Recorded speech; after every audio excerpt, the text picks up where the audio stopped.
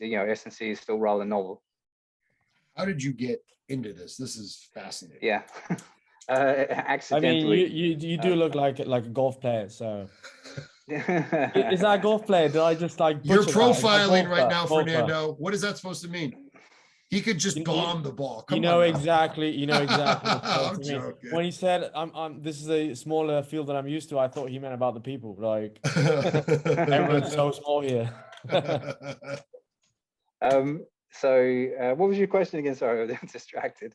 How'd you get into this? Like how? Oh yeah, because he's right. Like you're a massive human being. Like but before we go into that, actually, there has been a shift from like bigger golfers like striking longer balls, right? Like you probably have an insight of that. Yeah. Happy Gilmore style. Yeah, that's a bigger general trend. Is that they're all hitting it further now. They've all got higher club head speeds. More of them are athletic, and we've had guys who've come through working with me on Challenge Tour. They've gone on to the DP World Tour, and those same guys have then gone on to win events. And they look like athletes. They look like they're different to the golfers that came before them. So the nature of the game is changing. It's becoming a more athletic endeavor. Absolutely. But how I got into this, most people originally knew me for working in MMA and jiu-jitsu. I mean, I've got my Gracie Barra t-shirt on. And that's kind of my background personally is jiu-jitsu. I've been doing jiu-jitsu 12 years. And I was working with one or two MMA fighters and a jiu-jitsu fighter who quite often, obviously, those athletes are going to see physios for all sorts of issues. One particular physio, said, "Look, I'm going to start sending some golfers your way. Let's see how that goes." And so I started working with them, started doing my interventions. The golfers did well. That then led to a case of this same physio also working at England Golf, also working on the European Tour. And slowly but surely, as I gained his trust, it was like, "Look, there's more opportunity for you here because you're doing a good job with these guys. Do you want to try and come out on a Challenge Tour event and see how you get on?" And traveling for a job like that is something I'd never really done before. And I went out and ever since then, for the past 5-6 years, I've been doing a good job and getting asked to do more and more and more. And it's just kind of gone that way. So it's a case of having someone in your network and then proving your value to them, that you gain their trust and then get the work that way, and it's just, sort of grown out of that, really, out of building trust and doing a good job. Because obviously if I was some sort of flub and didn't do a good job, or just took the opportunity just to use it as a trip away, that's not going to work. So they want results. So they are interested in metrics and outcomes. So it's a case of just proving you can do the job well, gaining trust, and just keep on going down that route, really, I hope. What are the results that they're looking for? Like, what are your KPIs, or how are you being judged? Yeah, so we have a testing battery that we have with these guys, and because the biggest proof of the pudding that we have for golfers right now in terms of impact is club head speed. So we always want to try and, if we can, try and improve their club head speed. And then we take club head speed, ball speed, but then we take that against typical S&C performance measures. So we look at IMTP, counter movement jump, that type of stuff. And then we see, those four values are kind of our key KPIs for these athletes: club head speed, ball speed, isometric mid-thigh pull, counter movement jump, impulse. Those are the kind of main things we care about, because we know that high mid-thigh pulls, high counter movement jump impulses correlate very strongly to high club head speed. So generally those guys, who are pulling high numbers, hitting their jumps well, usually hit the ball further, usually, not always, but usually. No, I mean, that's unbelievable. And you started talking about, our system in the UK. What did you mean by that?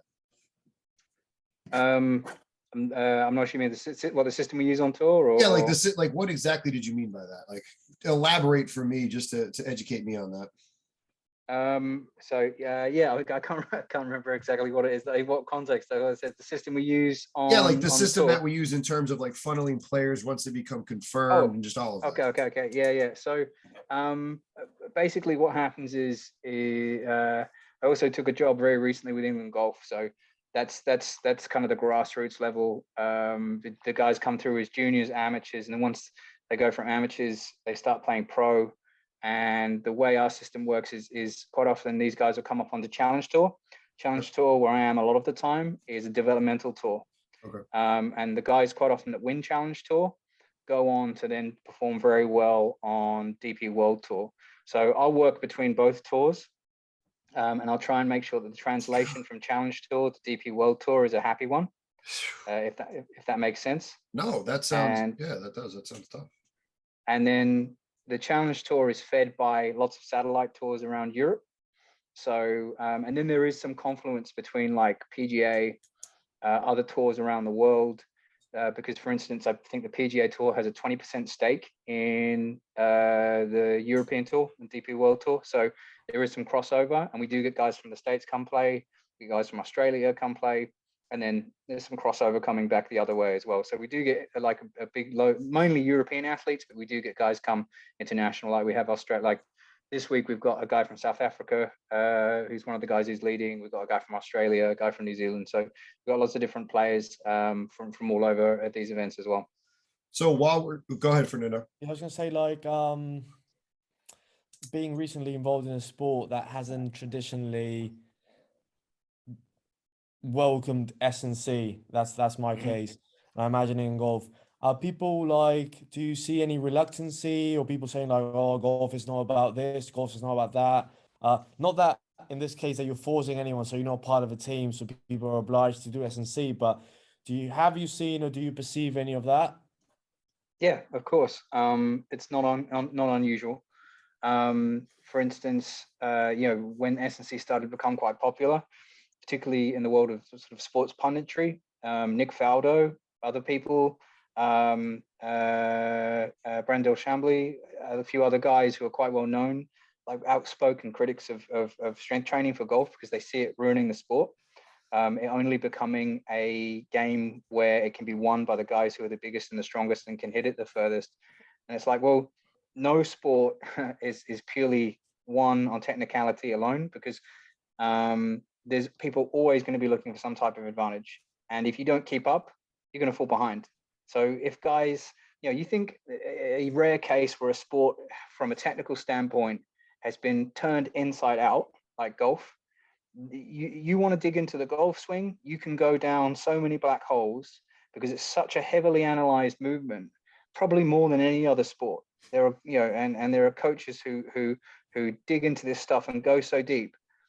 And then there's this sort of component sat at the side that they're totally missing out on, which is physicality and how that leads into the golf swing.